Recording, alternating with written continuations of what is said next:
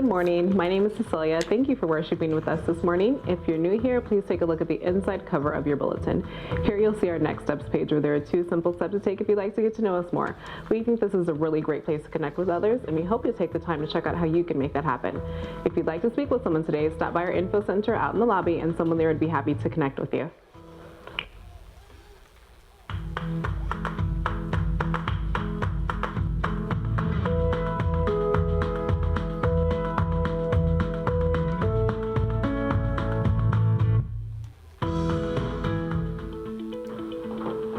Outbreak High School Ministry is having an activity at Wind Cave, which is located south of Peckway, PA, near the Susquehanna River on Saturday, May 11, 2019, from 11 a.m. to 4:30 p.m. All high school age students are welcome to attend. They can be dropped off and picked up at the CLC. The Wind Cave is free, but they should bring some money along for lunch. See Harvey Reith or any other Outbreak High School leader for more information.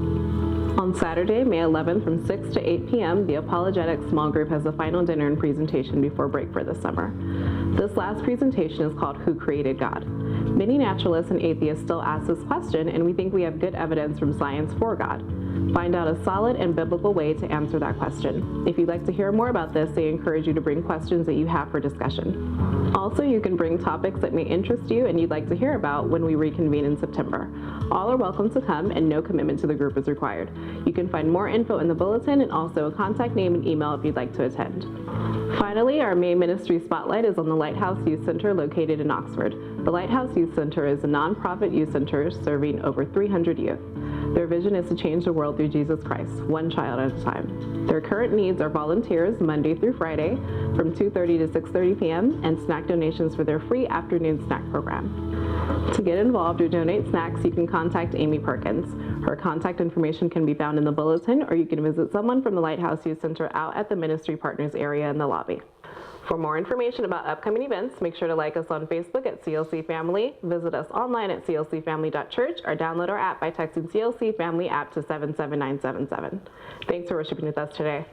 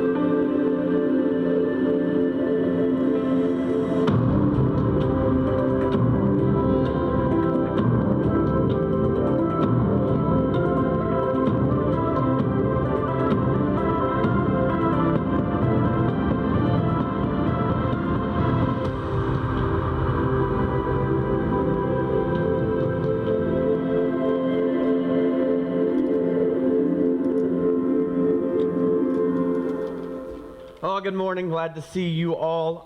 If you're new here or if you've been around for a while, usually what happens is I'll stand up on the stage and open up this little book and read from the Bible, then make some comments about it. So I'll go one verse, talk about it, another verse, talk about it. That's usually how it works. And I'd say 95% of the time that's just what we do here, because honestly, if you're showing up just to hear me talk about something I know, kind of a waste of your time and my time. I know very little, but it does make sense if God gave us this whole book about himself and us. It makes sense we'd read it and talk about it.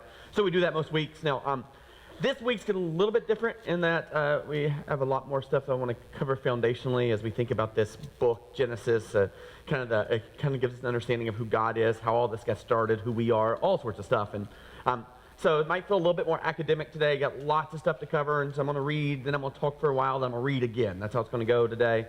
Just so you know, usually I have about a page and a half of notes, okay? One side here, another half there. That's just what it kind of worked to, maybe 2 pages of notes. There's 5 pages of notes today, and so that is a significant amount. And so 2 pages of notes is about 55 minutes. So what I just offer to you is at about, 10:40, other people start showing up. So if you'll just scoot in and just make sure that... Just joking, we should be okay here. But here's kind of the premise of this whole thing, okay? We would all admit, you don't have to be a Christian to admit this, you don't even have to be like believe in a God to admit this, we would all admit there's some really broken parts of our world, right? Like another mass shooting this week, there's just chaos and disorder and brokenness all over the place. And then we can even, if we were brave enough, right, we'd actually admit that not only is there chaos and disorder and brokenness out there somewhere, but there's actually some chaos and brokenness and disorder in our own homes, or if we're really, really brave, in our own minds and hearts, right? Like the very things we really want to achieve and do are hard for us to do, right? Even the commitments we make for ourselves, those are really hard for us, and that's just it's just human nature. And so the thoughts that we have, the beliefs we understand, all those things. I mean, at times we would agree. I would think we'd agree, or at least I would agree. Hopefully you can understand this, that we're our own worst enemy. Like the very people that you love the most, yourself, others, are the ones you tend to be the meanest to. So we're not talking about like out there, bad world. We're just going, can't we just admit there is a lot of chaos and disorder going on in our world, in our own lives, and all that kind of stuff. And if that's the case, right, and if we're going to use it, maybe this would be the term. If we could admit that something's broken in our world, in our lives, in the human interaction, all those kind of things, then we go, if it's broken, is it possible to fix it, right? And when you think about that in any level, when you have whatever it is in your life, your car, your house, whatever it is, you have to go, okay, if something is broken currently in your marriage, whatever it is, you have to go back to a point when it wasn't broken to kind of start the troubleshooting, right? You have to go, okay, now there's something off, but was there a time when it wasn't off with our kids, with our car, with our house, with my job, and go, okay, what was it like when it wasn't off, to kind of then diagnose how to fix broken things, right? So when things break, you have to figure out how they were working when they weren't broke. Got it? Well, if our world's broke, then it would make sense that where we would start would be at the very beginning, when things weren't broke, when things were made right, and when they were made whole.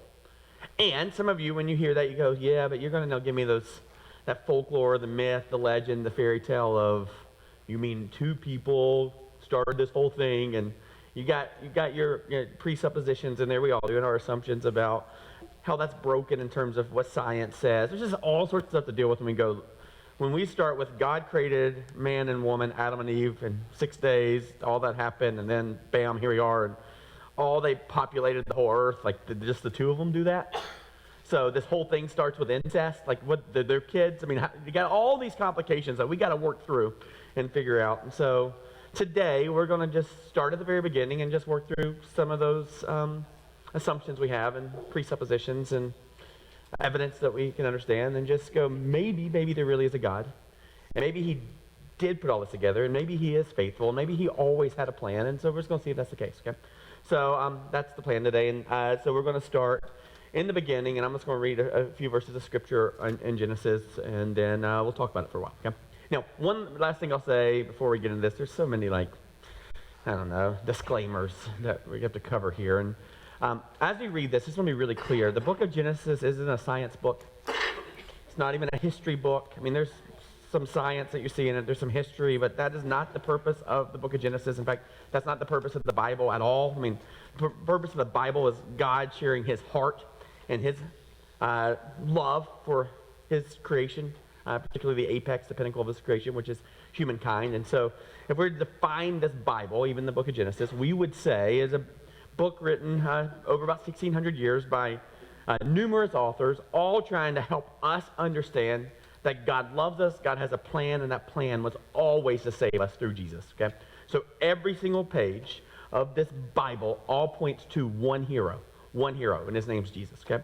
So that's the plan of the Bible, to show us how much we're loved and cared for. And today we'll get to finish up this morning with communion together, celebrating the plan that Jesus did to save us, to make things right. So we'll get there eventually, but in the beginning, we're going to start in Genesis. Here goes. Genesis chapter 1, verse 1. In the beginning, God created the heavens and the earth. Now the earth was formless and empty. Darkness was over the surface of the deep, and the Spirit of God was hovering over the waters. Okay, so we got God, we got the Holy Spirit. They're showing up there. And God said, let there be light. He gives permission for light to exist. All out of his mouth, this thing comes. Let there be light, and there was light. Okay? And then over the next, 23 verses, he's going to say on day 1 he did this, on day 2 he did this, and here's kind of what happens. Day 1 he creates light, day 2 he makes an atmosphere, day 3 he creates dry ground and plants, day 4 sun, moon, stars, Jupiter, Mars, all those things. Day 5 birds and sea animals, day 6 land animals and humans, and then on day 7 he rests. Okay, that's what happens. I would recommend you go and read it, but let me catch you up to the end of what he says at the end of Genesis chapter 1, verse 26. Then God said, let us make man in our own image. Something really important here. That's plural. We see this. God said, let us. That means he's having a conversation with someone, right? Pretty interesting.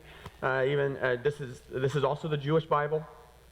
This is actually how even the Quran starts. I mean, you got some complicated things here, and nobody knows what to do with that term. Let us make man in our own image. Right here in the beginning, you see this Trinitarian figure that God is actually talking to his son, Jesus. They're having a conversation over a family dinner and saying, let's make man our own image. Pretty interesting that shows up there already. Let us make mankind in our own image, in our likeness, so that they may rule over the fish in the sea and the birds in the sky, over the livestock and all the wild animals, and over all the creatures that move along the ground. So God created mankind in his own image. In the image of God, he created them, male and female. He created them. So God created those. Get to talk about all that fun stuff next week. God blessed them and said to them, be fruitful and increase in number. That means mommy and daddy, you should love each other very much. Fill the earth and subdue it. Rule over the fish in the sea and the birds in the sky and over every living creature that moves on the ground. Then God said, I give you every seed-bearing plant on the face of the whole earth and every tree that has fruit with seed in it. They will be yours for food. And to all the beasts of the earth and all the birds in the sky and all the creatures that move along the ground, everything that has breath of life in it, I give every green plant for food. And it was so. See that? He gave the green plants for food, not for smoking. You understand that? Verse 31, make sure, well, God created it. Yep, he said to eat it. So eat those green plants. God saw all that he made, and it was very good. So he's pretty proud of his creation here, right? God saw all that it made, and it was very good. And then there was evening, and then there was morning, the sixth day. Okay. So we're going to talk about all the stuff that happens with mankind next week. So make sure to come back, talk about gender, sexuality, all sorts of fun stuff. We'll get to that next week. But first, we got to go, can we believe this account? Like, is this really how it all happened? I mean, there was a God, and he just spoke things into existence. And so as we think about that and work through it, I kind of want to just give you kind of a brief overview of some Christian theology of what we believe, or some possibilities about beliefs in terms of how creation happened, right? If creation happened, if it all started with God and he actually made the whole thing, then that changes everything, right? Because I would argue if there is a God who always existed, who was always faithful, who was always there, and if he created everything, if that's the case, if we can all in there, if we can all go, yep, we believe there is a creator God, then it leads to a very important question, which is why in the world would he create creation? Now, we understand this in scriptures that he says that he creates it to get the glory. But you go, well, he can create that and get glory, but you can't get glory without someone giving him glory. So then he creates people to give him glory. But going, is that the only reason he created us, is just so we'd celebrate him? Well, yes, that's true. He does want us to celebrate him. He does want us to worship him. And inside of us, we all want to worship. But there is another component that's really, really important. And we talk about it all the time. Now, why did you decide to have kids if you had kids, right? If it weren't an accident, like you planned it, the whole thing, right? Yeah. The reason being, in many ways, is because you didn't want to lord over them. You didn't think your retirement plan, that they were going to take care of you when you're old. And that wasn't your thoughts. You thought it'd be really neat to create life and experience life and be in relationship with someone else, right?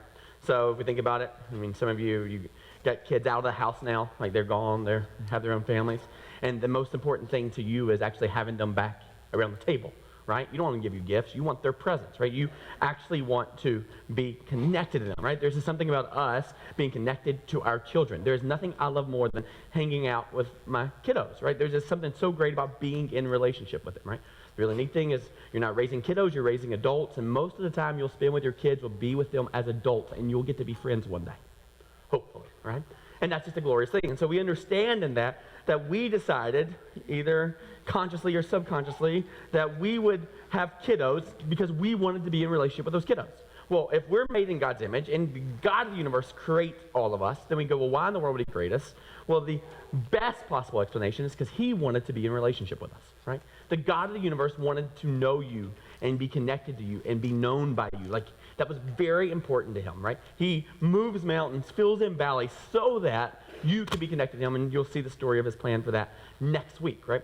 But if we can start with the idea that God creates and God starts the whole thing, then the next really simple solution would be, well, he does that because he wants to be in a relationship with us. So today, we're going to try to figure out if God actually does these things. So I'm indebted to a couple writers, pastors, particularly Tim Keller, did some really great work in this arena. Reason for God, a book that he wrote, really helpful. Mark Driscoll wrote a book called Doctrine and talks about creation, really helpful using some of their material here. But here's kind of the 6 different views on how Christians view creation, okay?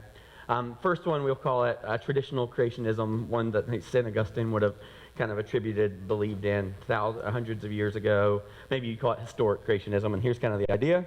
The earth is very old. That's what they would have taught. Very old earth, right? Very old earth. When you look at Genesis chapter 1, it says, in the beginning.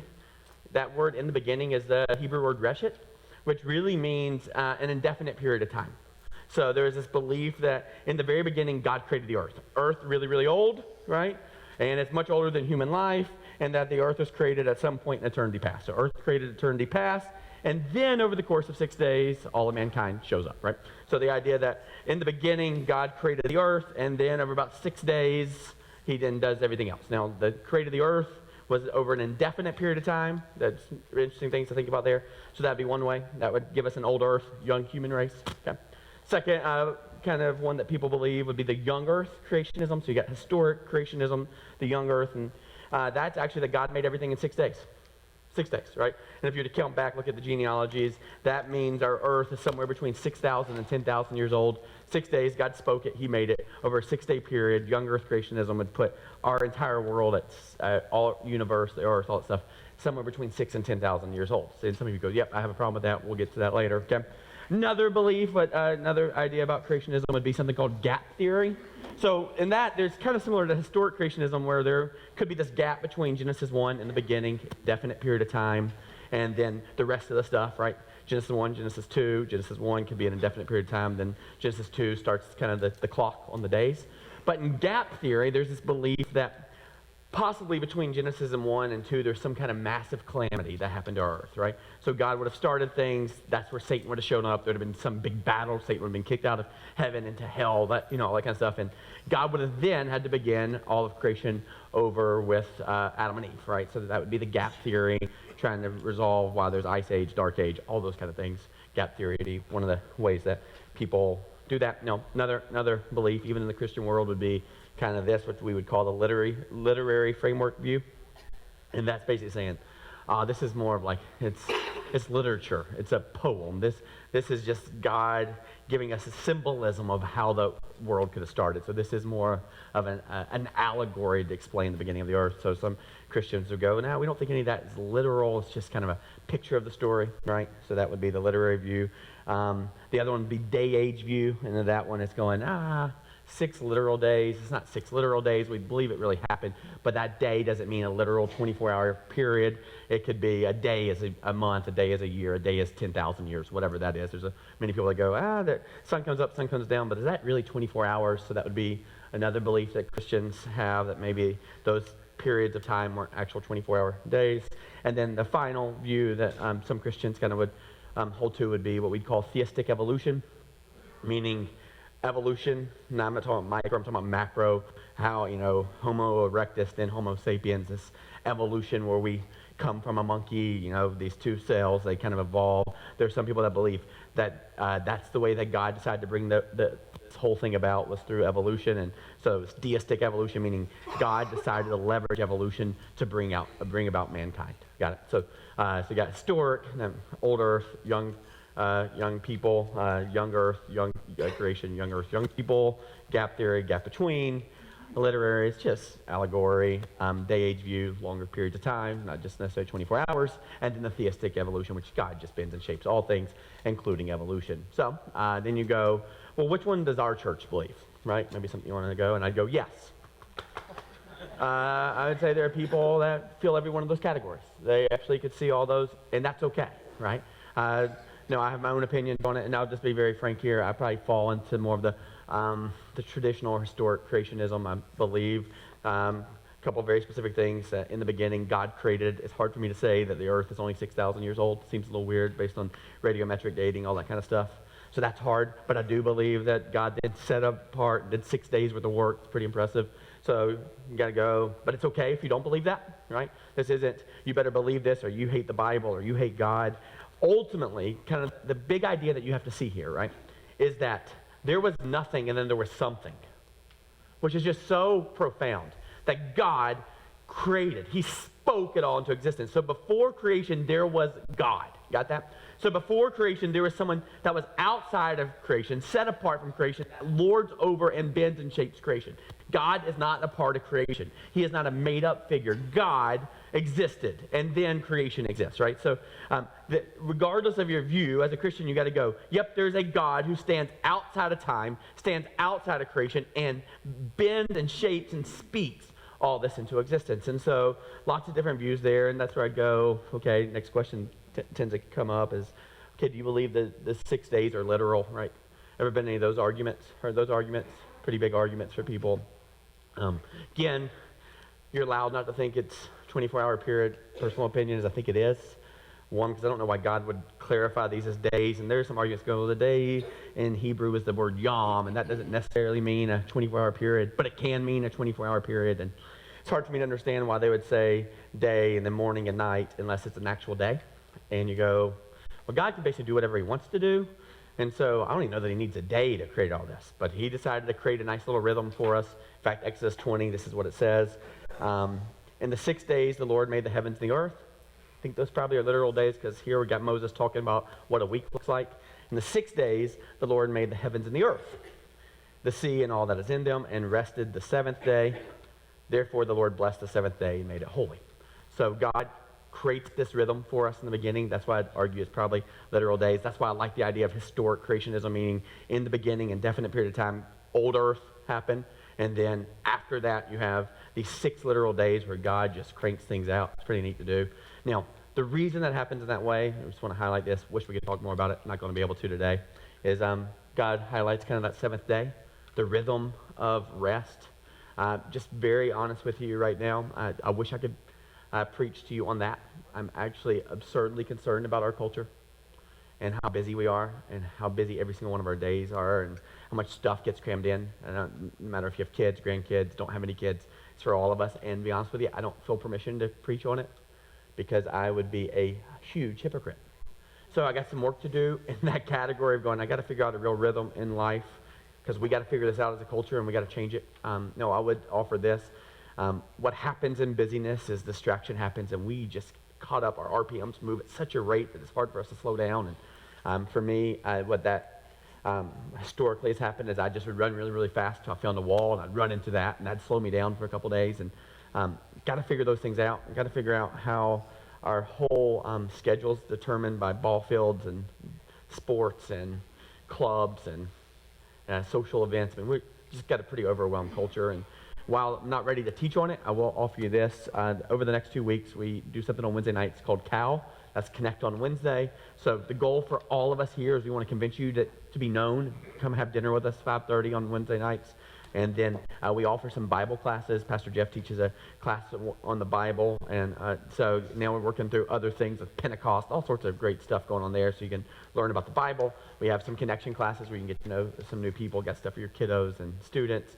But over the next 2 weeks, we're actually going to do a 2-week session on busyness and distraction. Okay? And it's going to be offered by Dr. Katie Bowman. She is the director of the New London Counseling Center that we've just launched and opened. And so she's going to give you a psychological perspective on distraction and on mindfulness. Scary word when you think about it in terms of like a New Age Buddhist thing. Really neat word when you think about God starting all this in the beginning by asking Adam and Eve where they were. Meaning there's this important thing that we pause long enough to kind of establish where we are. And so Katie's going to teach that on Wednesday night, and then I'll be able to jump in and offer kind of the biblical perspective on that, specifically looking at Elijah this Wednesday night. So worth your time. You struggle with rhythm, struggle with busyness, with Sabbath, really a good place to start this Wednesday, okay? So in all that, I'd go, yep, probably a literal 24-hour period. Thanks for listening to that commercial. And so you got there. Now, some of the things that probably you want to ask are, okay, well, how about dinosaurs, right? Your kids want to know, well, if there's dinosaurs and there's fossils, then why don't they show up in this? Where were they? Were they in the old Earth? Were they in the new Earth? Were they in the 6,000 years? Were they earlier or later? I mean, we got all sorts of stuff saying that they're billions of years old. Where did dinosaurs fall in this? Here's what I tell you. You're not going to like the answer. This is crazy, though. The Bible is not a book about dinosaurs. Right? It's also not a book about the Philadelphia Eagles. But guess what? Philadelphia Eagles do exist, but God doesn't mention them at all, right? He may also soar on eagle's wings. By the way, when Elijah was out in the loneliness in the desert wilderness looking for something, God decided to use a raven to bring him food. Don't know what that's about, but, right? So, got all these things going on. It's not a book about dinosaurs, so can't expect it to be an exhaustive, story of all of human history and science. In fact, John says something in the Gospel of John saying, hey, I'm going to tell you some of the stuff that Jesus did, but I can't tell you all of it. Because if I were to tell you all of it, there would not be a library that could house all this stuff. So he says, I'm going to tell you enough so that you might believe in this. And so God's plan isn't to help you understand dinosaurs through the Bible, right? But I would say that over 30 times there's this term that's tannin in the Hebrew, and it means a sea monster. Pretty neat. There is some evidence and some arguments that in Job chapter 40 and 41, there's this big, giant, dinosaur-like thing that may be where it is. Again, though, not going to solve all those answers or solve all those issues. The Bible is not about dinosaurs. Okay, it's just not. In fact, there's not a lot in the New Testament where God talks about parenting. But we would think parenting is really important, that we should be good parents.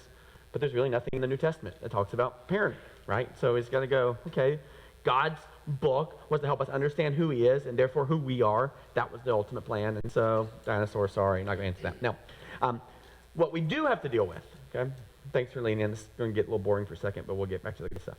What we do have to deal with is this disparity between what radiometric dating, where you take half-lives of things. I don't understand it. I do believe scientists are smart here as they look at elements, all sorts of uranium. I don't know, stuff that I can't talk to you about. But there is this belief matched by lots of scientists with lots of different evidence that would say that our Earth is between 4 and 5 billion years old. 4 and 5 billion years old. Really the argument is 4.5 billion years. No. Since about the 1600s, there was a smart priest who started adding up the genealogies in Ireland in Genesis and came to the conclusion, in fact, came up with a date that our world started in 4004 BC. I think it started on a Saturday night at 6 p.m. No kidding, that's kind of what they decided there. So right after dinner, God decided to go start a universe, right? So that'd be 4004 BC. That's what his thought would be. That therefore would put us at a little over 6,000 years. If you do kind of count the genealogies back in Genesis, you are going to land somewhere between 6,000 and 10,000 years since this world would have began, or since Adam and Eve show up. So 10,000 years, even on the stretch, that's the stretch end. 10,000 years there's a huge disparity between 10,000 years and 4.5 billion years, right? So what do we do with that? Important that we talk about it, we figure it out, because we don't want to sound foolish or silly. And so I'll tell you historically, and even, right now how people usually deal with that. And there's kind of several different categories that people kind of put themselves in. Here's the first one. Some Christians go, scientists are wrong. Science, they're all dumb. They don't know. They don't know God. They don't know anything. They're wrong. The Bible says it was 6 days, 6,000 years ago. Therefore, everything else is wrong. We can't believe anything about science. Science is wrong. It's foolish. It's 6,000 years, not 4.5 billion years. Now, What that makes us sound like is anti-science. And the reason it makes us sound like anti-science is because we're saying science is wrong. We don't believe in that. So there is some issues there. So some people go, nope, God says it's here. It's only 6,000 years old. That's it. That's what we have to believe. And don't let anybody tell you anything different. Let's start a Christian school. Make sure that they only talk this, 6,000 years old. Keep them away from the world. Don't let them go to college because it's 6,000 years. You got me 6,000 years. That's, So you got that piece that we got to wrestle through. And so someone go, nope, science is just wrong. Right? A couple others like these. Another one that a young Earth thinks is 6,000 years old, they would say is, well, according to the flood, that we'll talk about in a couple weeks, that does some really interesting things to geology. So there's a flood that comes and puts pressure on the whole Earth. Way that I would argue, this is a silly argument, but like if you stay in the bath too long, you get wrinkled. It's not because you're old, right? You're not old. Your body just gets wrinkled. You look older because your body's wrinkled, right? So there's this idea that maybe the flood does some really interesting stuff to the landscape, to the rocks, to the geology. So maybe that's a possibility. Someone say, yeah, we believe that there's some radiometric dating. We just think it's false because of the flood, right? Yeah, that one, you can do with that what you want. Just want to share with you some of the thoughts. Another one, and I think this one's actually really interesting, is this thought, which is, this is for the young Earth folks, say that's only 6,000 to 10,000 years old. It's this question: how old was Adam when he was born?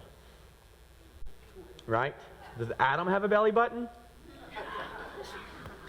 Right? So how old was he? So you hang out with Adam on day one, and he's like, hey, Adam, how old are you? And he's like, I'm a day old. And you're like, you're a 200-pound baby. You're a poor mom. Adam's like, I didn't have a mom. And you're like, what? So how old was Adam when he was born? How about the garden? He said that there were fruit to eat from the trees. Was that fruit one day old? How big was a tree? If you were to cut it open, would there have been any rings in it? You follow? So what some would argue, and I think this is a really interesting thought, is that, okay, just as God created a mature Adam, we'd all argue that's true. God created a mature Eve. They were older, 20s, 30s, teens, whatever it is. God created a mature Adam. God created a mature garden. Then is it possible that God would have also created a mature earth? Actually, a pretty interesting thing to think about. Okay, what does that look like? Could God have created this mature environment? So that would be one of the ways that people wrestle with that. Another one would just say, no, we believe the earth is old. We just would say that those aren't 24-hour days. Each one of those days, God would create, animals. God would create sea urchins, whatever it is. And that would be like a whole era.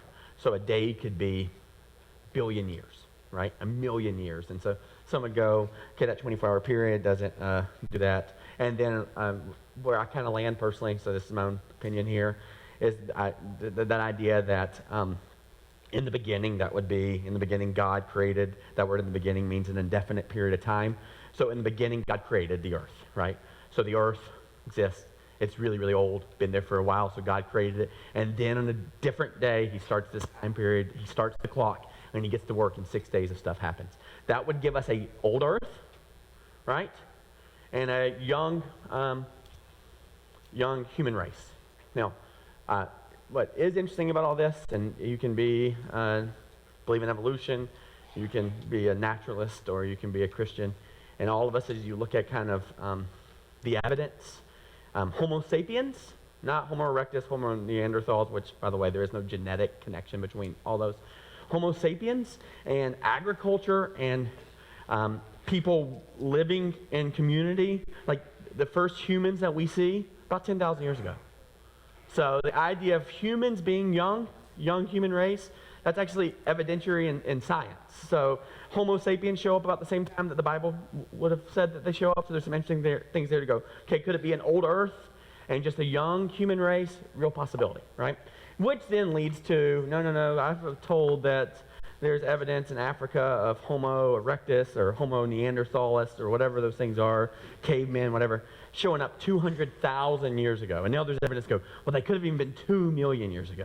And what we know and what's taught is that first you started crawling, and then you kind of stood up, and then all of a sudden we evolve into this human that thinks and acts and all that kind of stuff. And so what is kind of prevalent right now, it's interesting, and this is going to sound really offensive, I would say it's almost demonic, okay, is this idea of evolution. Now, I'm not talking about microevolution. I'm not talking about adaptation. I would go, yep, that's true. We all know that's true, right? We know that people adapt and animals adapt. And here's what I just argue. I would actually argue that's God's gift to us. That's God's grace to allow us to respond to whatever it is. If you look at little kids and the kind of life that we've been walking through foster care training and hearing about what these kiddos go through and what happens to their brains, the fact that they can adapt and fight through that and protect themselves and the fight, freeze, flight, all those things, like that's God's gift to us that those things are possible to be able to adapt. So I'm not talking about microevolution, adjustments in our life, adjustments in kind of species. What I'm talking about is one species evolving into another species. That's how we refer to macroevolution. And it comes from a guy named Charles Darwin. You're familiar with this. He wrote a book that you would refer to and hear from your teachers or scientists, a book called, let me read this to you because I want to get the whole thing, The Origin of Species. But that's not the actual title of the book. Let me read you the actual title of the book. Charles Darwin wrote in 1859, The Origin of Species by means of natural selection, comma, or the preservation of favored races in the struggle for life. So, what Darwin writes about is that there are actually some races that are better and more evolved than other races. Now, we use this as scientific evidence to go, nope, this is evolution, but we don't talk about the other side because we know that's racism and bigotry, right? Literally, one of the things that Charles Darwin argued was that whites had out-evolved blacks. And so we use this thing to talk about macroevolution from this writer who's actually talking about human race and how some races have evolved and are better than other races. Raise your hand if you believe that part. You wouldn't dare in this room, right? Because you know it's bigotry. And so we take this and go, well, he's right about macroevolution, but he's definitely wrong about racism. So we have this whole book written about this macroevolution, this idea that one species can evolve into another species, and that is the prevalent thought of how life got here. You know, it is a massive theory that we all got to work through, and again, I don't want to be antagonistic, but I'm going to be a little bit today. And so just want to give you a few quick arguments of why macroevolution is a lie. Okay? A lie. Just very bluntly a lie. And here's the first one. You ready? That nothing made everything. Nothing made everything, right? Like there was nothing and it just made everything. Like there was nothing and the next, billions of years later, here we are on the stage. Nothing made everything. You know where that shows up? When you walk into your kid's room, I've had this experience, and in the bed is candy wrappers. Hey, Briggs, why are there candy wrappers in the bed? I don't know. I didn't do it. They just showed up. Right? Like that's the only place that this is a category where an adolescent would just go, I don't know, it wasn't me. You see it all the time. There's all sorts of funny videos out there where a kid will break something. There'll be a loud noise and the mom and dad will go, what was that? They'll be doing some kind of cartwheel on the video camera and they'll bust the lamp and you'll hear the mom go, what was that? And they'll go, I don't know, I heard it too, right? This is the only category where we see this, where nothing makes something. And yet, foundationally, all of macroevolution starts with there was nothing, and then there was something. So nothing makes something, right? Now, it leads to kind of the second part of that is this, and it says that chaos makes order. So there was nothing, then there was something, but the something that was this chaos, and out of chaos just magically appears order, right? So, if you believe this, don't ever cut your grass again. Don't weed your garden. You don't have to, right? Just let it play out long enough, and eventually all that chaos, it'll just become orderly, right? Leave all the laundry in the laundry room. In fact, don't even put it in the laundry room. Just take it off, and if you're a man, just put it really close to the hamper. Right? As long as it's over there somewhere, just flick it, within about, there's like a 3-foot grace period. There, you're looking for my wife. She's in the viewing room. You can't see her right now. But yeah, there's a 3-foot grace period, right? This idea that chaos automatically moves to order. Have you seen any place in the history of the world where something chaotic magically becomes orderly? No, all the evidence is to the contrary. In fact, what we know is out of order eventually becomes chaos. Every time. If you don't manage something, if you don't maintain it, if you don't stay with it in the garden, in the house, in your family, in your marriage, right? Whatever it is, everything orderly evolves into chaos. But in this idea that all this chaos eventually came to order, right? In fact, the whole idea of science is being able to describe systems in order, which only comes from a God who can create systems in order. So the very explanation of science is going, we're actually showing you how orderly God is and all the systems that he put into place, right? So there is nothing where chaos turns into order. In fact, I want to read you a quote. This is an astronomer. His name's Fred Hoyle. He said that the probability of life arising on the earth by purely natural means without special divine aid is less than the probability that a flight-worthy Boeing 747 should be assembled by a hurricane roaring through a junkyard. Right? This idea that this big hurricane, there's all this junk, and then it comes through, and all of a sudden you have this beautiful, orderly, perfect plane. Right? This idea that order or chaos creates order is there's just no foundation for it. Right? And one of the interesting things to think about is going, in fact, whenever you see something that's created, let's say you say Legos, you see them in your house, you don't go, wow, those magically appeared. Right? You would say, no, some designer made the Lego, right? And you're a kid. And here's what you'd say. The more the systems, the more complicated, the more complex the building is, the thing that was built, the more intelligent the designer. Right? You look at a car and you are amazed at the beauty and the way that the car runs, the amount of horsepower. You don't go, wow, that just happened, accidentally.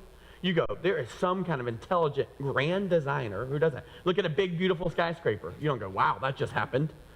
You actually give credence and credit to an intelligent and informed designer as a result. So in every other category, when we see something that's been created, we give credit to the one that created it. Except for the whole universe, we go, nope, just happened kind of magically. It was chaotic, and then there became order, which leads to kind of the next thought. I think it's important. That material creates immaterial, or another way to say it, impersonal matter was created personal humanity. So at one point we were just material, a bag of bones, and somehow that bag of bones evolved to having this range of emotions like feelings and thoughts, love. How in the world could some kind of tablecloth eventually evolve into something that could love and feel? Right? How in the world could that grass out there evolve into something that can feel and cry and laugh and experience all those things? Right? There is no scientific explanation for how we got feelings and thoughts except for a grand design. Right? So the idea that material creates immaterial. Another thing that's really interesting, and I'd say where macroevolution's biased, is there actually is no evidence that a species has ever evolved. What I mean by that is, what they'd say, well, you couldn't see that evidence. By the way, over the last 100 years, people have been trying to create this macroevolution process.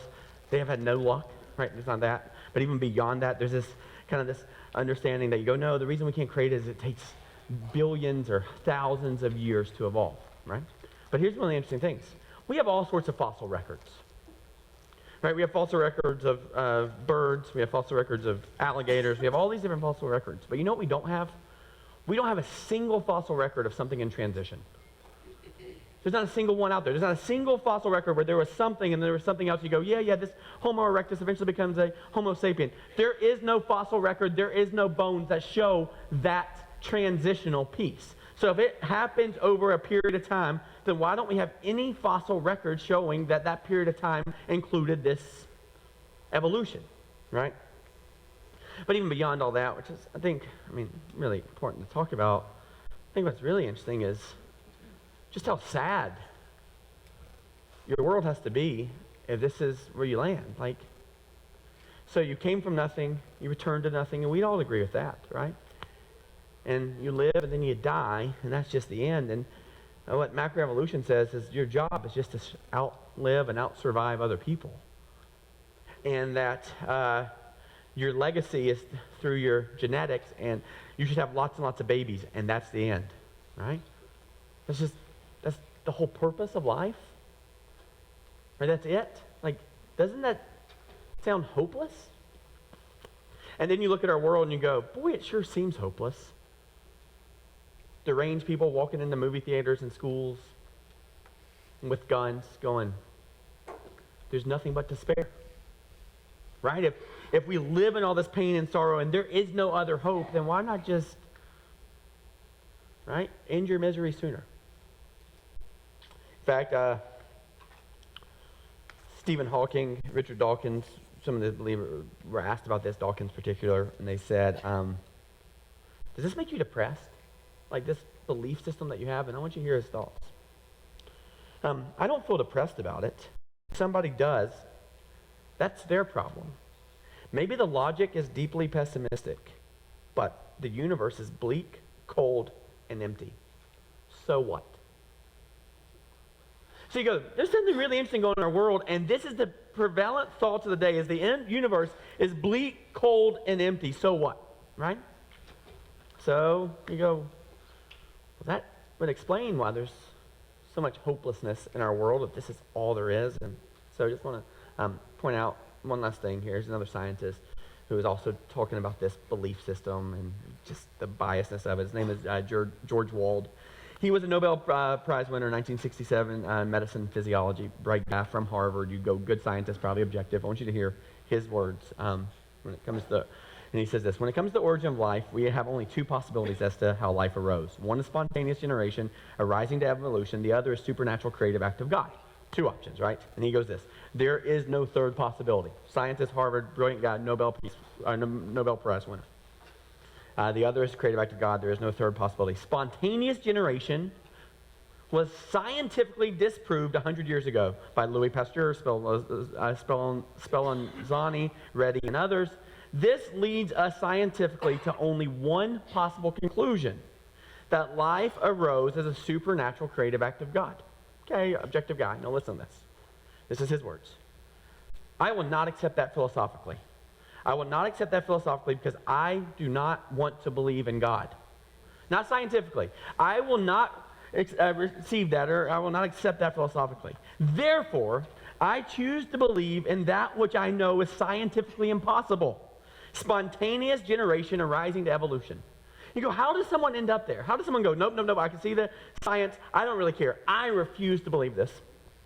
And here's how. I want to kind of point this out to you because I just say some of us fall in this category. There's kind of two options. There's creationism. We believe in creation, believe there's a God who created us. Or what we call paganism. That's just, don't believe any of that stuff. Those are kind of the only two lanes. He goes, here's the two options. There's either that there's evidence of an intelligent designer, or there's this process which is scientifically disproven, but I'm still going to believe it. And Paul actually sort of writes about this in Romans. So Paul is a writer in the New Testament. And I love his book to Romans, how it starts, because he's writing to an educated crowd, which is you guys, right? You've researched this, say you should research more, you should figure it out. And he's writing to help them understand what is so wrong and flawed about our psyche and our soul and all those things. So he writes to an educated crowd. And so he's writing to people and he's telling them what's wrong and why we believe so many falsehoods and why we fill our head with so much nonsense and why our world is so broken. And this is what he says. Romans chapter 1, I'm going to read 14 verses, make a few comments as we finish up. And it's going to be up here on the screens. And he starts with this, Romans 1, chapter 18, verse 18. The wrath of God is being revealed from heaven against all the godlessness and wickedness of people who suppress the truth by their wickedness. So Paul's going, hey, you need to know this. For those of you who suppress truth, there is wrath coming. This is a wrathful, angry God. And you go, I thought God was loving, right? And I go, you're loving too. And you love your kids. And anybody who did any damage to your kids, molestation, anything like that, right? How would you feel towards them? That you would be angry. You would be wrathful. You would do whatever you had to do to stand in the way of that damage happening to your child, right? We all would agree with that. So God, looking at the human race, filled with anger at these lies and falsehoods that have been filling us, and there is wrath. Paul's going, God is angry at how broken our world is and angry what this lying and this deception has done to our souls. To the wrath of God, since, this is what he says, what may be known about God is plain to them. Look at the cosmos. There is, and when you go, that's a really neat design, there must be an intelligent designer. You look up and go, nope, that's order and chaos and order, right? He said, it is plain to them because God has made it plain to them. For since the creation of the world, God's invisible qualities, his eternal power and divine nature have been clearly seen, being understood what has been made so that people are without excuse. Look up. Where do those stars come from? How does all this happen? How do you breathe in oxygen and spit out carbon dioxide? How does that make how life happens, right? Just look around you. Since, although they knew God, they neither glorified him as God nor gave thanks to him, but their thinking became futile and their foolish hearts were darkened. Although they claimed to be wise, They became fools. This guy going, there's only two options. This one's disproved, but I philosophically will not accept that there's a God. And exchange the glory of the immortal God for images made to look like mortal human beings and birds and animals and reptiles, right? So what you're going to see happens. And you heard Megan talk about it right before we sang this song, The Stand. What happens is when people don't see a God anymore, they worship something. We all worship something. And the interesting thing is what most people end up worshiping, we'll talk a lot about this next week, is God's pinnacle or apex of creation.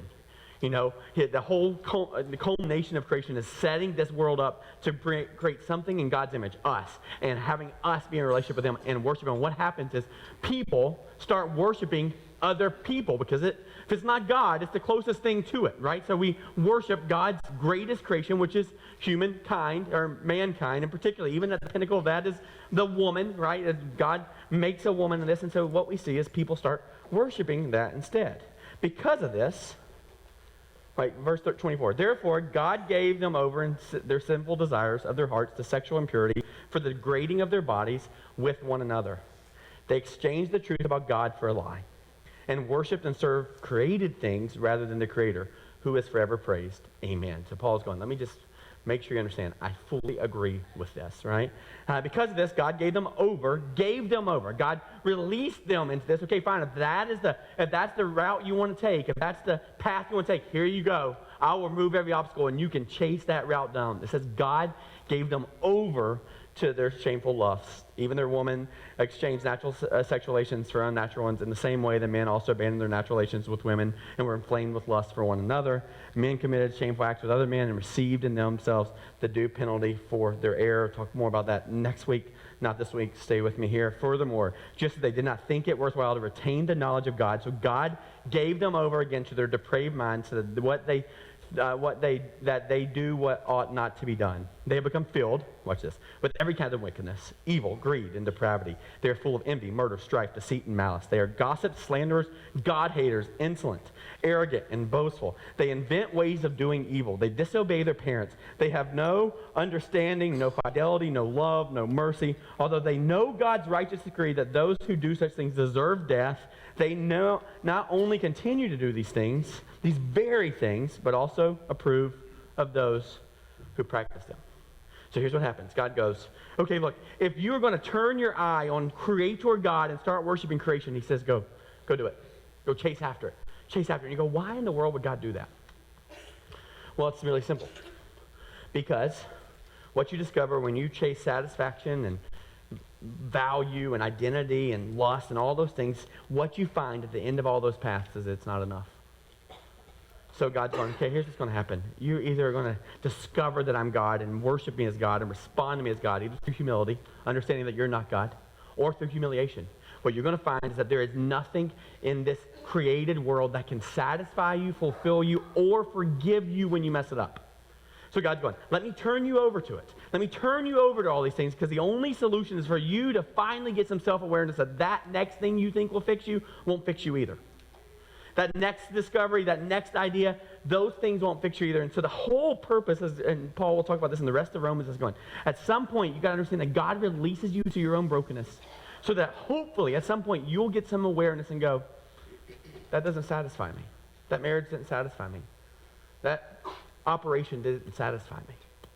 And so the whole purpose is God going, what I need you to discover is that there is nothing in this world that can save you, fulfill you, fix you, or forgive you.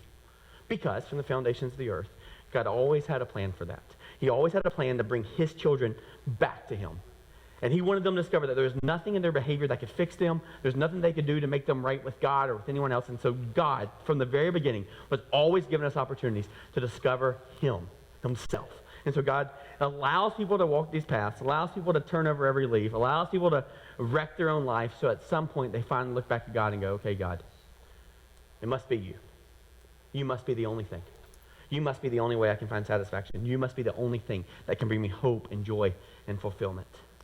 And Paul actually says it in Romans. He discovers all these things, and he says, what a wretched man I am. He discovers, I am not good. I can't fix me. All these other things that I chased after, he actually calls it scubalon, horse manure, bull manure, right? He calls it all rubbish. He goes, all those things, they were nothing. They did nothing for me. What a wretched man I am. And then he goes this, but praise be to Christ Jesus. So this whole discovery is go, God, I can't fix myself. If there is any hope, it must be you. And the reality is, you'll see next week, is God always had a plan. It was always Jesus, and he was always going to bring us back to the table. Always. And so Pastor Gary's going to come up here and prepare us for this understanding of what it means to be welcomed back to the table by what Jesus did for us. And then we're going to sing a song together and close. So Gary, would you lead us, please?